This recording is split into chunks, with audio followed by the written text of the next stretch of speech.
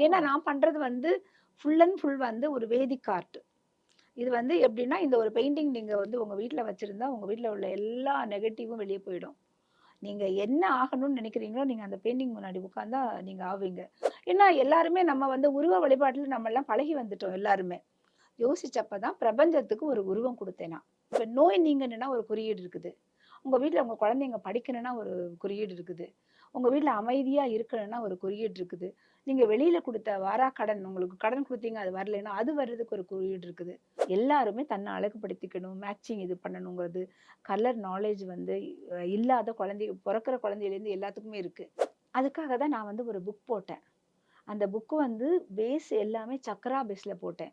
ஏன்னா சக்கரங்களுக்கு எப்பவுமே ஒரு பவர் உண்டு. ஒரு சக்ராவோ ஒரு கோடு ஏன்னா ஒரு கோடு தான் ஒரு 10 கோடுகள் சேர்ந்தா தான் ஒரு சக்ராவா மாறுது. ஸோ அந்த லைன் அந்த சக்ரால அந்த ஒரு குழந்தை பென்சில் வைக்கிறப்பவே, அந்த பென்சிலுக்கும் அந்த கோடோட இதுக்கும் அந்த குழந்தைக்கும் மைண்டுக்கும் கனெக்ட் ஆகுது. ஒரு நாள் வீக்லி ஒன்ஸ் வந்து நானே மெட்டீரியல் ப்ரொவைட் பண்ணி அவங்களுக்கு கத்துக் குடுக்குறேன். கார்ப்பரேஷன் ஸ்கூல்ல. ஸோ அந்த மாரி நெறைய ஸ்கூல்ஸ் வந்து அந்த மாரி அந்த ஸ்கூல்ஸ் பிரின்சிபால்ஸ் வந்து நம்மள கான்டாக்ட் பண்ணி கூப்பிட்டாங்கன்னா, ஐம் ரெடி. நானே மெட்டீரியல் ப்ரொவைட் பண்ணி கத்துக் குடுக்க ரெடி. ஏன்னா, ஆர்ட் வந்து ஏழைகளுக்கும் போய் சேரணும். இந்த பெயிண்டிங்லாம் பார்க்கும்போது என்னதான் மனசு சந்தோஷம் அடைஞ்சாலும், அதுல யூஸ் பண்ற பொருட்கள் எல்லாமே வந்து கெமிக்கல் பேஸ்டா தான் இருக்கு. நான் பண்ணிட்டு இருக்கேன். சக்சஸ்ஃபுல்லா தான் இருக்கு. எனக்கு சக்சஸ்ஃபுல்லா இருக்கு. ஏன்னா நான் மெனக்கெடுறேன். அது ஏன்னா நானே செடி வாங்கி வச்சிருக்கேன். இல்ல ஒரு 200 செடிக்கு மேல மூலிகை செடியெல்லாம் வாங்கி வச்சிருக்கேன். அதுலேருந்து கலர்ஸ் எடுக்கிறேன் நான்.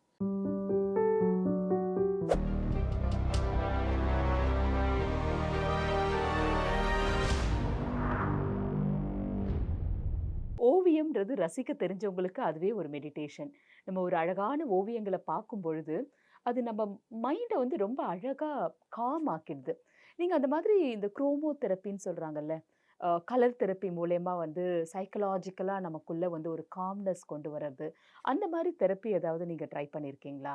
இப்ப நான் அதுதான் அந்த வேலை அதுதான் பண்ணிட்டு இருக்கேன். ஒரு ப்ராஜெக்ட் மாரி அந்த வொர்க் தான் பண்ணிட்டு இருக்கேன். கலரால ஒருத்தங்களோட மைண்டவே மாத்த முடியுங்க. இப்போ உங்கள வந்து நான் கூல் பண்ண முடியும் அப்டின்னா, நான் ஒரு 4, 5 கலர் வச்சே உங்கள கூல் பண்ணிக்கலாம். கூல் பண்ண முடியும். ம். பட் நீங்க அத அப்சர்வ் பண்ண ரெடியா இருக்கணும். உங்களுக்கு அந்த இன்டென்ஷன் இருக்கணும். இந்த கலர் வந்து எனக்கு யூஸ் ஆகும். இத நான் ஒரு தெரப்பியா நான் ஏத்துக்கிறேன். ஏன்னா, நாங்க வந்து கலர உங்கள்ட்ட திணிக்க முடியாது. நீங்க ரிசீவ் பண்றதுக்கு ரெடியா இருக்கணும். உங்க கண்ணு பார்க்கும். உங்க மைண்டாலயும் அத நீங்க உங்க மனசாலயும் பார்க்க ஆரம்பிக்கணும். உங்களோட மூளையும் அத வெறும் கண்ணு மட்டும் பார்த்தா அந்த தெரப்பி வந்து அப்சர்வ் ஆகாது. கண்ணு சும்மா பார்க்கும். ஓ! பியூட்டிஃபுல் கலர் அவ்வளோதான். ஆனா உங்களோட மனசு வந்து இத ஏத்துக்கணும். ஐயோ! இந்த கலர் எவ்வளோ அழகா இருக்கு.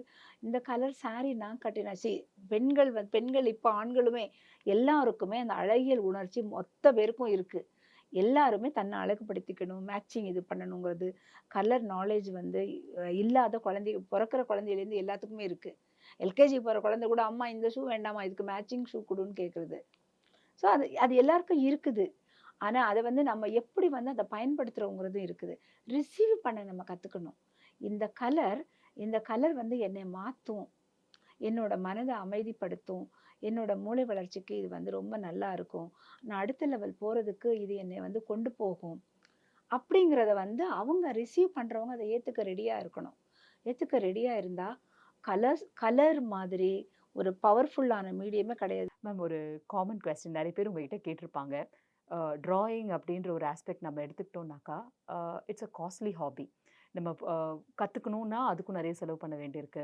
அதில இன்வால்வ் பண்ணக்கூடிய நம்ம அந்த அ கிரையான்ஸ் ஆர் பெயிண்டிங்ஸ் எது வாங்குனாலும் வந்து ரொம்ப காஸ்ட்லியா இருக்கு. ஸோ இத எப்படி டீல் பண்றது? அதுக்காக தான் நான் வந்து ஒரு புக் போட்டேன்.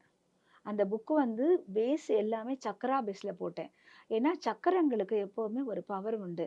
ஒரு சக்ராவோ ஒரு கோடு ஏன்னா ஒரு கோடு தான் ஒரு 10 கோடுகள் சேர்ந்தா தான் ஒரு சக்ராவா மாறுது. ஸோ அந்த லைன் அந்த சக்ரால அந்த ஒரு குழந்தை பென்சில் வைக்கிறப்பவே, அந்த பென்சிலுக்கும் அந்த கோடோட இதுக்கும் அந்த குழந்தைக்கும் மைண்டுக்கும் கனெக்ட் ஆகுது. ஸோ அந்த குழந்தைக்கு வந்து நெறைய மாற்றங்கள் வரும். அது ட்ராயிங் மட்டும் இல்ல. அந்த குழந்தைக்கு நெறைய கான்சன்ட்ரேஷன் வரணும். ஒரு குழந்தை வந்து தன்னோட இதவே ஒரு குழந்தை மட்டும் இல்லங்க. நீங்க பெரியவங்க கூட மாத்திக்கலாம். அது எப்படி எனக்கு தெரிஞ்சுன்னா, இந்த கோவிட் அப்ப வந்து அது குழந்தைகளுக்குன்னு வாங்கிட்டு போனாங்க. அதுக்கப்புறம் எங்களுக்கே அது தேவை அப்படின்னு நெறைய பேர் வாங்குனாங்க பேரண்ட்ஸே. ஸோ அந்த காஸ்ட்லி ஒரு வெளிய போய் யாரும் கத்துக்க முடியாதுங்கிறதுக்காக தான் அந்த புக் வந்து போட்டேன். 5 வால்யூமா போட்டிருக்கேன். அதுல அந்த 5 வால்யூமும் எந்த குழந்தையோ, பெரியவங்களோ யாரு வந்து அத பிராக்டிஸ் பண்றாங்களோ, அவங்களுக்கு ஒரு ஆர்ட் டீச்சரே தேவையில்ல. They will become an artist. இது இல்லாம இன்னொன்னு நீங்க சொன்னது வந்து ரொம்ப கரெக்ட். ஏன்னா, அந்த பணக்காரங்க மட்டும் தான் ஆர்ட் கத்துக்க முடியும். ஏன்னா, இது expensive pencil costly, colour pencil costly, paper எல்லாமே. ஸோ அதனால தான் நான் என்ன பண்றேன்னா, யார் எந்த ஸ்கூலாவது இப்ப என்னைய அப்ரோச் பண்ணாங்கன்னா, இங்க எங்க வீட்டுக்கு பக்கத்துல ஒரு ஸ்கூல்ல வந்து நான் ரெகுலரா போய் வந்து ஒரு நாள் வீக்லி ஒன்ஸ் வந்து நானே மெட்டீரியல் ப்ரொவைட் பண்ணி அவங்களுக்கு கத்துக் குடுக்குறேன். கார்ப்பரேஷன் ஸ்கூல்ல. ஸோ அந்த மாரி நெறைய ஸ்கூல்ஸ் வந்து அந்த மாரி அந்த ஸ்கூல்ஸ் பிரின்சிபால்ஸ் வந்து நம்மள கான்டாக்ட் பண்ணி கூப்பிட்டாங்கன்னா, ஐம் ரெடி. நானே மெட்டீரியல் ப்ரொவைட் பண்ணி கத்துக் குடுக்க ரெடி. ஏன்னா, ஆர்ட் வந்து ஏழைகளுக்கும் போய் சேரணும். அந்த குழந்தைங்க இவங்கள விட ரொம்ப நல்லா நல்லா அழகா வந்து வரையறாங்க. நல்ல அழகா புரிஞ்சுக்கிறாங்க.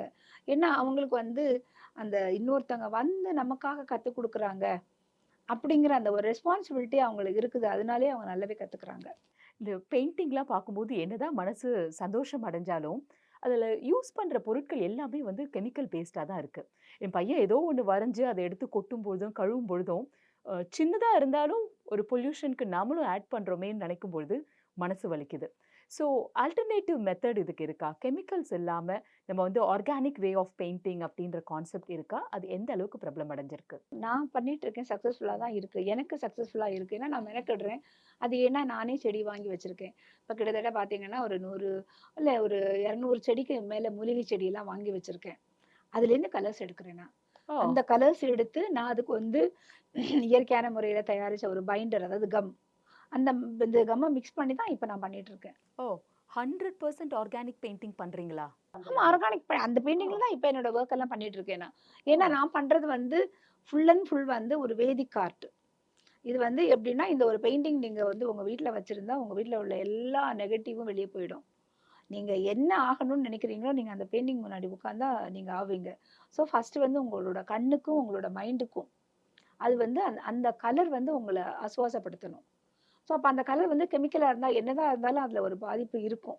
ம். அதனாலேயே நான் வந்து என்னோட என்னோட செடியிலேருந்து எடுக்கிற கலர்ஸ் அது கொஞ்சம் கஷ்டப்பட்டு தான் எடுக்கணும். அது ஒண்ணும் அவ்வளோ ஈஸி கிடையாது.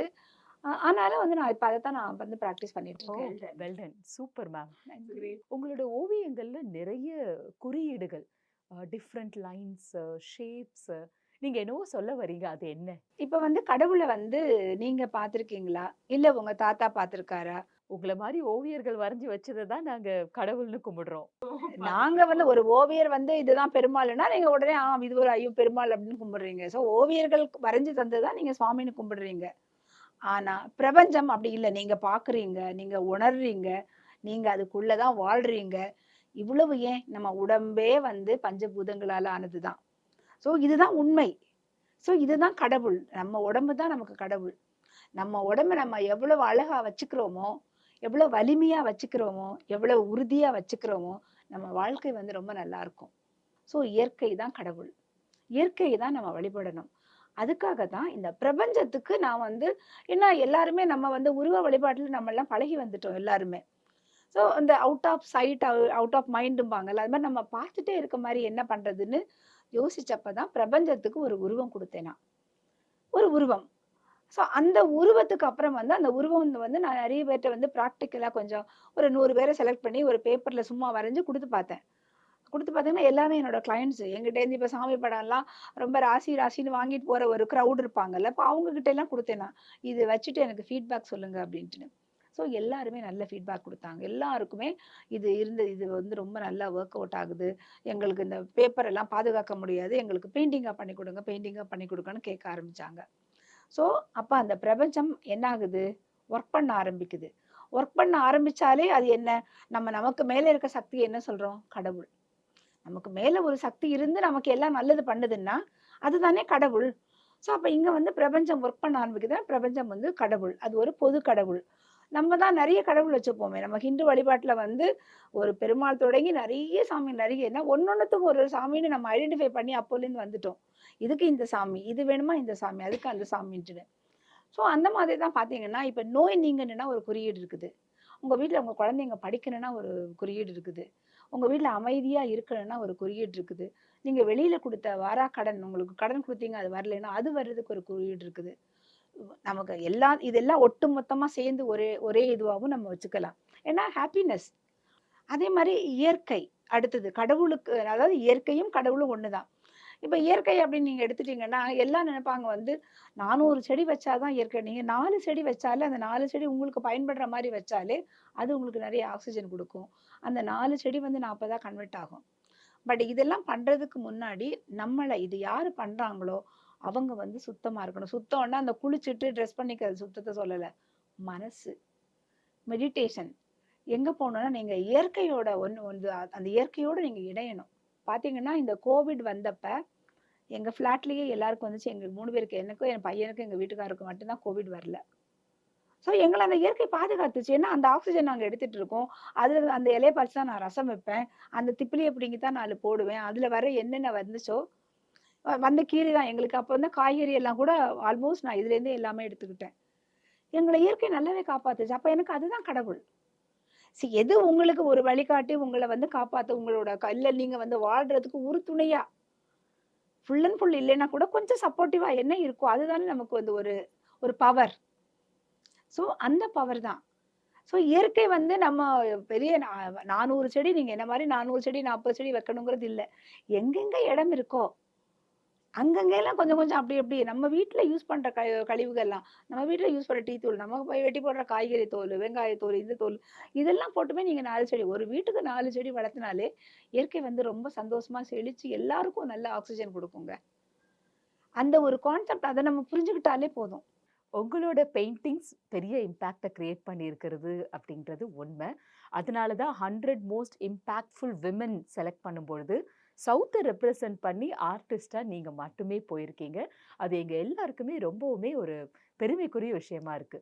ராஷ்டிரபதி பவன் போனது, அங்க பிரசிடென்ட்டோட உணவு அருந்தினது, அப்புறம் அங்க உங்கள ஹானர் பண்ண அந்த சம்பவங்கள எங்களுக்காக கொஞ்சம் பகிர்ந்துக்கோங்க.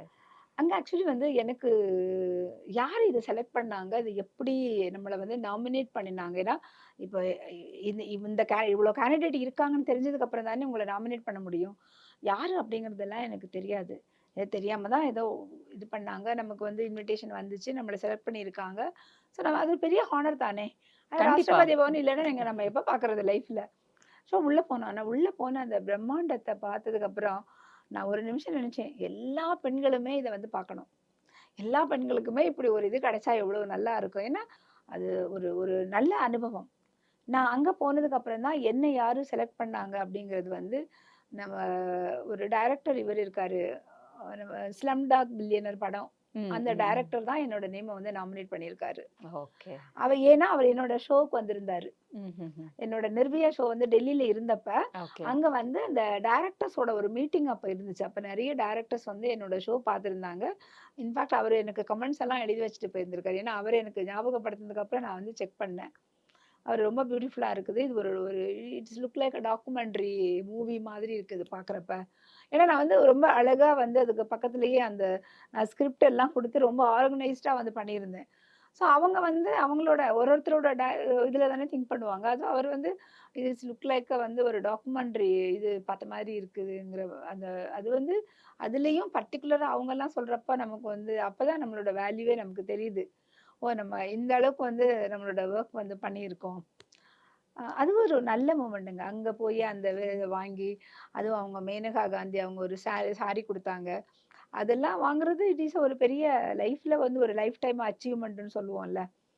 ஒரு பெரிய இதுதான். அதாவது நம்ம உழைப்புக்கு அப்பதான் நான் திங்க் பண்ணேன். ஏன்னா நெறைய பேர் வந்து எனக்கு சொன்னாங்க, "நீ காசே இல்லாம உனக்கு எல்லா பைசாவையும் இதுல போட்டு, போட்டு இப்படி நீ பண்றியே!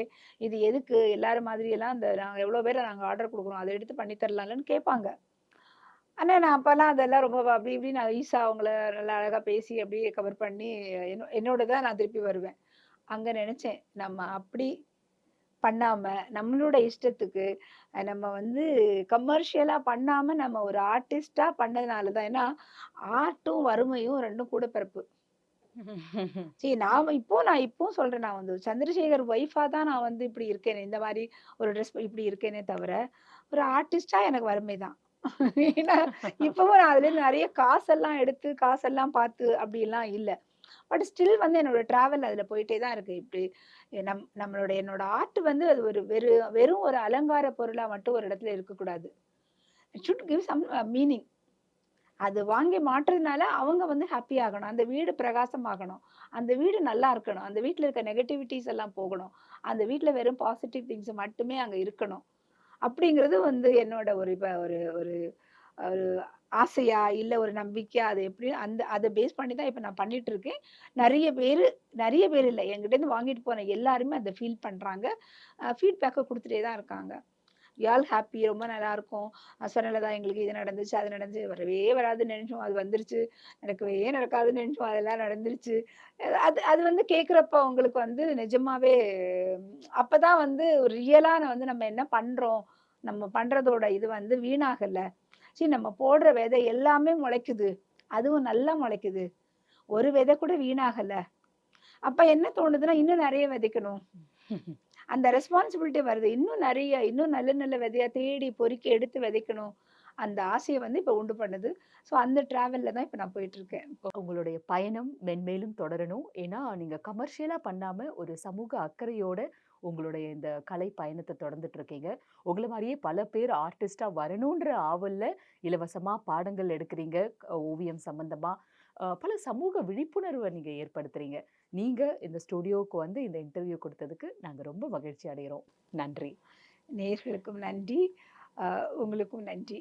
ஸ்வர்ணலதா இவங்களோட ஓவியங்கள நீங்க பார்க்கணும்னாக்கா, வெப்சைட் இருக்கு. ஸ்வர்ணலதா ஆர்டிஸ்ட்ன்னு கூகுள்ல தட்டினாலே, ரொம்ப அழகழகான நம்மள கவரக்கூடிய மீனிங்ஃபுல்லான பல ஓவியங்கள நீங்க பார்க்கலாம். பார்த்து ரசியுங்கள், மகிழுங்கள். நன்றி.